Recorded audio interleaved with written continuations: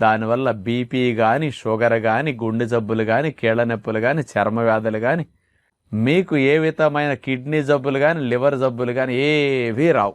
దీర్ఘరోగాలు, మనం బాధపడే మందులు వేసుకునే మొండి రోగాలు ఏవి రావటానికి కారానికి సంబంధం అసలు లేదు. మరి ఇది వినేసరికి బాగా ఎర్రకారం బాగా వాడి ఎర్రెర్రగా తినేవారికి చాలా సంతోషంగా అనిపిస్తుంది. ఎంత మంచి విషయం విన్నాం కదా అని. ఇది యథార్థము. అసలు కారానికి జబ్బులు కలిగించే గుణం అట్లాంటిది లేదండి. ఎర్రకారం ఎక్కువగా వాడటం వల్ల ఇబ్బంది ఏమిటంటే మంటగా ఉంటుంది కదా నోట్లో పెట్టుకునేసరికి. వాళ్ళకి కొన్ని రోజులు తినేసరికి ఆ మంట అలవాటు అయిపోతుంది. అది పక్కవారికి మండుతుంది కానీ వాళ్ళకేం మండదు. కాబట్టి ఈ సెల్స్ అలవాటు అయిపోతాయి.